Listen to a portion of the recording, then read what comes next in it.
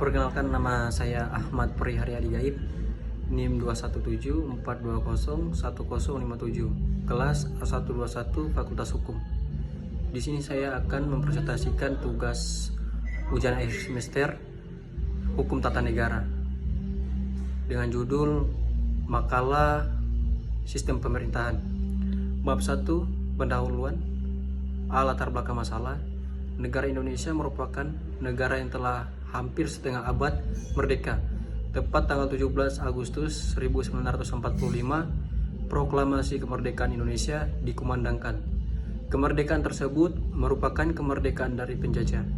Mengingat sebelumnya Indonesia telah mengalami penjajahan, konsekuensi dari negara yang merdeka adalah negara Indonesia bebas menentukan nasib sendiri. Selain itu, juga negara Indonesia bebas menyelenggarakan jalannya kehidupan bernegara, mengingat kebebasan dalam menjalankan negara telah sepenuhnya menjadi milik negara. Negara Indonesia kemudian menetapkan haluan-haluan sebagai dasar negara. Undang-Undang Dasar 1945 merupakan konstitusi atau hukum tertinggi di negara Indonesia. Semua kehidupan bernegara harus berdasarkan pada Undang-Undang Dasar 1945. Tidak heran jika Undang-Undang Dasar 1945 pernah mengalami perubahan. Perubahan tersebut tidak lain adalah untuk menyesuaikan kondisi negara Indonesia agar tetap eksis dan mampu mewujudkan cita-cita negara.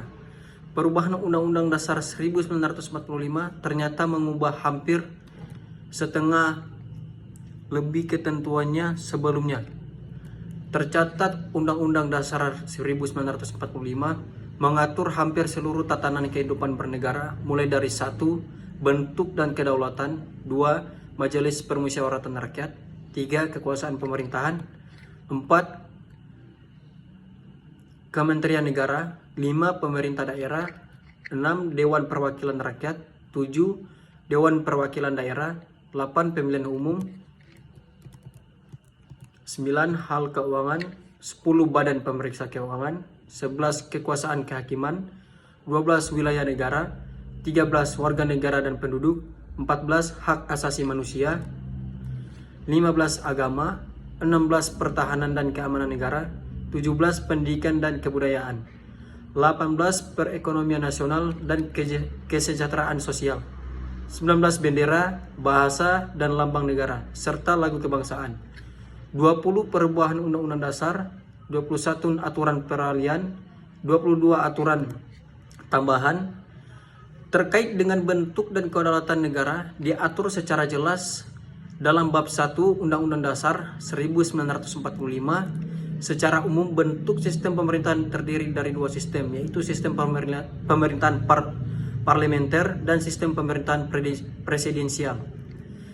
Tetapi dalam berbagai literatur terdapat juga sistem pemerintahan semi parlementer dan sistem pemerintahan semi presidensial. Sistem pemerintahan semi lebih identik dengan sistem pemerintahan campuran atau hybrid.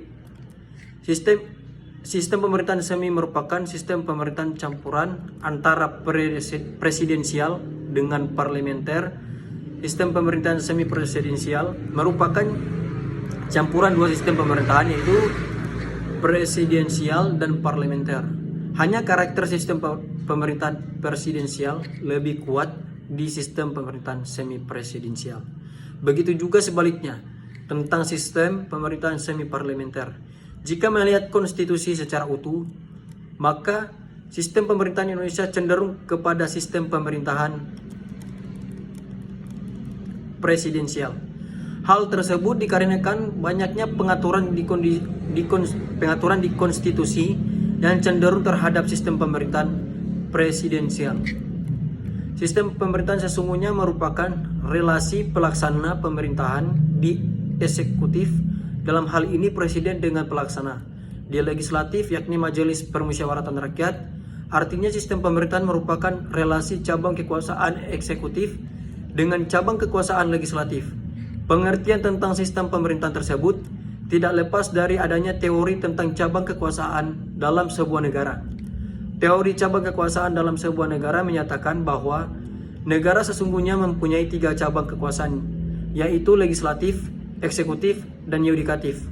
Legislatif merupakan pembuat undang-undang atau kebijakan.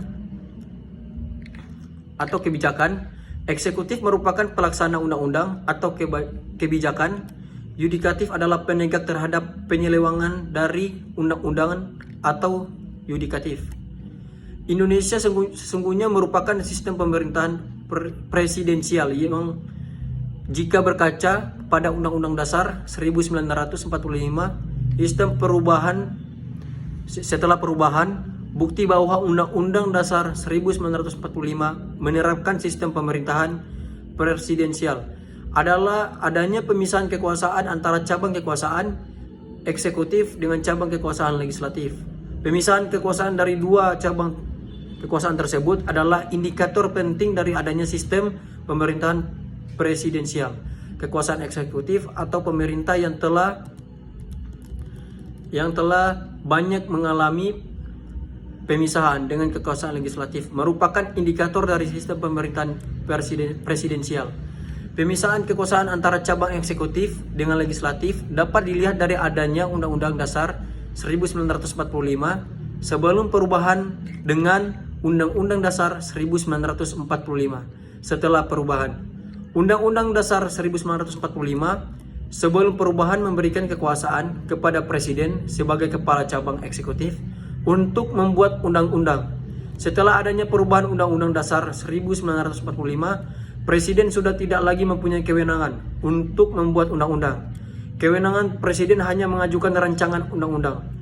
Kewenangan membuat undang-undang menurut Undang-Undang Dasar 1945 yang telah perubahan adalah merupakan kewenangan Dewan Perwakilan Rakyat atau DPR. Hal ini merupakan bukti bahwa adanya pemisahan kekuasaan dan juga bukti bahwa sistem pemerintahan di Indonesia berdasarkan Undang-Undang Dasar 1945. Terima kasih, demikian dari saya.